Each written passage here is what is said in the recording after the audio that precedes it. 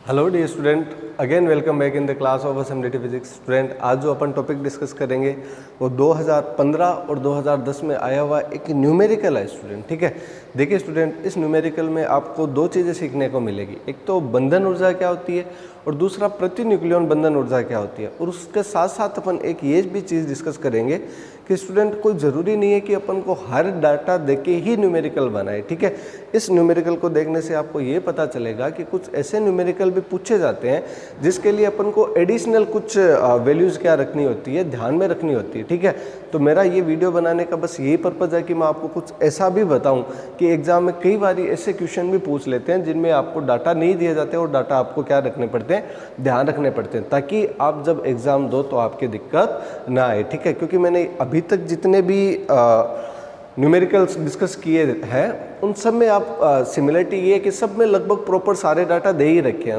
लगभग कोई थोड़ा बहुत है वो अपन को ध्यान रहता ही, लेकिन इस पर्टिकुलर क्वेश्चन में आपको देखना पड़ेगा, बहुत ज़्यादा डाटा अपन को खुद ही निकालना पड़ेगा। तो देखिए, पहले मैं वो क्वेश्चन लिखवा रहा हूँ। ये 2015 और 2010 में आया क्वेश्चन है। ये क्वेश्चन है, देखिए, ये न्यूमेरिकल पूछा गया था कि 29 CU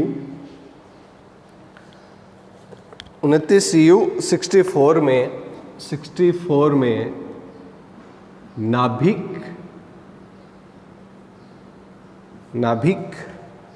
की बंधन ऊर्जा प्रति न्यूक्लियन ज्ञात कीजिए।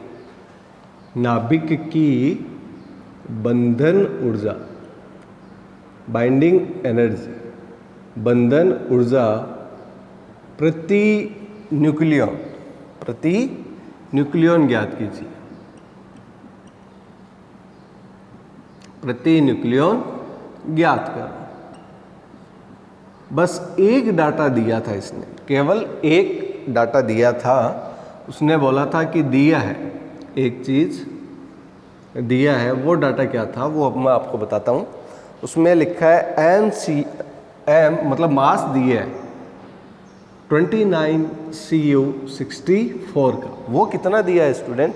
ये दिया है 63.928 AMU, 928 AMU, दैट्स इट। इतनी बातें दी थी कि 29 CU 64 में कॉपर की जो बंधन ऊर्जा वो प्रति न्यूक्लियन अपन को क्या करनी है, ज्ञात करनी है। और अपन को बस इतना दिया है कि 29 CU 64 की जो वैल्यू है वो दी है अपन को 63.298 AMU, एटॉमिक मास यूनिट। ठीक है, अब देखिए, पहले तो अपन बात करते हैं केवल और केवल बंधन ऊर्जा पे कि बाइंडिंग एनर्जी क्या होता है, क्योंकि बंधन ऊर्जा से बहुत सारे न्यूमेरिकल पूछे गए हैं। आप न्यूक्लियर फिजिक्स के एग्जाम्पल उठाओगे या न्यूमेरिकल देखोगे तो आप पाओगे कि बहुत सारे क्वेश्चन बंधन ऊर्जा से क्या करते हैं, रिलेट करते हैं। तो मेन अपन समझते हैं कि बंधन ऊर्जा क्या है। बंधन ऊर्जा सिंपल है। जैसे मान लीजिए कि आपने कोई, जैसे मान लीजिए कॉपर का नाभिक है, उसमें कितने प्रोटॉन और न्यूट्रॉन है,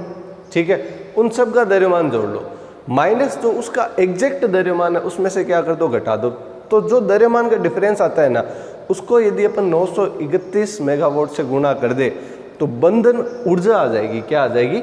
बंधन ऊर्जा। बंधन ऊर्जा एक प्रकार की द्रव्यमान में जो अंतर है उसकी ऊर्जा होती है। बस आप ऐसे मान लो कि जैसे मान लीजिए कि मेरे पॉकेट में जैसे दो मार्कर है, ठीक है, एक रेड है एक ब्लू है, तो मेरे पॉकेट का जो मास है वो दोनों के योग के बराबर ही होना चाहिए ना, जबकि ऐसा नहीं होता। आप यदि नाभिक का द्रव्यमान देखोगे तो इससे क्या आएगा, कुछ कम आएगा। तो ये जो द्रव्यमान क्षति है, जो डिफरेंस इन मास है, यही एक्चुअल में क्या कहलाती है, बंधन ऊर्जा। कि भाई ये माना जाता है कि इतने प्रोटॉन और इतने न्यूट्रॉन मिलकर बने, तो जब नाभिक उन्होंने बनाया तो जो कुछ एनर्जी है वो क्या हो गई, रिलीज होगी। तो वो जो एनर्जी रिलीज हुई ना, वही यहाँ पे क्या बनता है, मास डिफरेंस बनता है। और उसी मास डिफरेंस को अपन क्या कहते हैं, बंधन ऊर्जा कहते हैं। तो देखिए, अपन पहले क्या लिखेंगे, पहले लिखेंगे कि भाई इसमें कितने तो है प्रोटॉन और कितने हैं न्यूट्रॉन।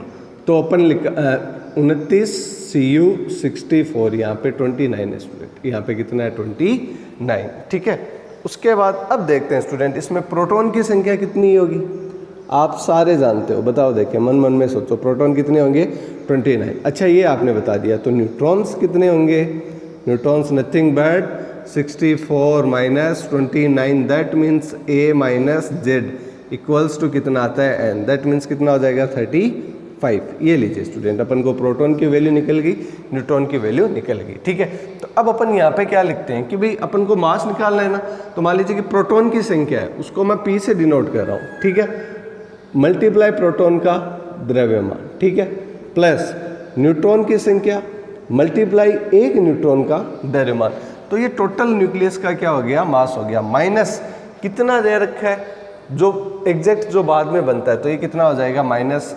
M29Cu64 का मास, M29Cu64 का मास। तो अब देखिए स्टूडेंट, अब अपन को वापस एक प्रॉब्लम आएगी, कौन सी, चलो सर ये डाटा तो सिंपल है, निकाल सकते हैं कि प्रोटॉन कितने हैं 29, बट प्रॉब्लम एक ये आ जाएगी कि सर मास नहीं दिया प्रोटॉन का मास नहीं दिया, ना ही मास दिए किसका, न्यूट्रॉन का। तो प्रोटॉन का मास होता है 1.00793 और कितना आ जाएगा, न्यूट्रॉन का जो मास होगा स्टूडेंट वो होगा 1.00866। बस अब अपन थोड़ी देर किस पे बात करेंगे, इस चीज़ पे, क्यों, क्योंकि ये वैल्यू भी थोड़ी बहुत क्या करनी है, याद करनी है, क्योंकि एग्जाम में ये आपको वैल्यू यूज़ करनी होगी। ठीक है, यदि ऐसा क्वेश्चन आया तो ये वैल्यू तो आपको सिंपली यूज़ करना ही रहेगा। तो स्टूडेंट वापस थोड़ा सा रिकॉल कर लेते हैं कि मास ऑफ प्रोटॉन कितना होता है 1.00793, ठीक है, और मास ऑफ न्यूट्रॉन कितना होता है 1.00866, ठीक है। अब देखिए स्टूडेंट, बात करते हैं अपन आगे, ठीक है, पर ये भी किस में रहता है, AMU में, किस में रहता है, एटॉमिक मास यूनिट, और ये भी कितना होता है AMU, एटॉमिक मास यूनिट। ठीक है, तो अब MP का मतलब मास ऑफ प्रोटॉन, रखे value of mass of proton की 1.00793, ठीक है, प्लस कितना हो जाएगा N कितना आ जाएगा स्टूडेंट, यहाँ पे आ जाएगा 35, मल्टीप्लाई हो जाएगा स्टूडेंट किससे 1.00866, ये किस में आ गया, AMU में आ गया, माइनस कितना करेंगे स्टूडेंट, ये करेंगे अपन 63.928, ठीक है, ये सब AMU में है, पर अपन को क्या निकालनी है, बाइंडिंग एनर्जी। ठीक है, तो एनर्जी निकालने के लिए स्टूडेंट अपन को 931 से क्या करवाना पड़ेगा, मल्टीप्लाई करवाना पड़ेगा, ताकि जो वैल्यू है वो किस में आ जाए, हमारी मेगावोल्ट में आ जाए। ठीक है,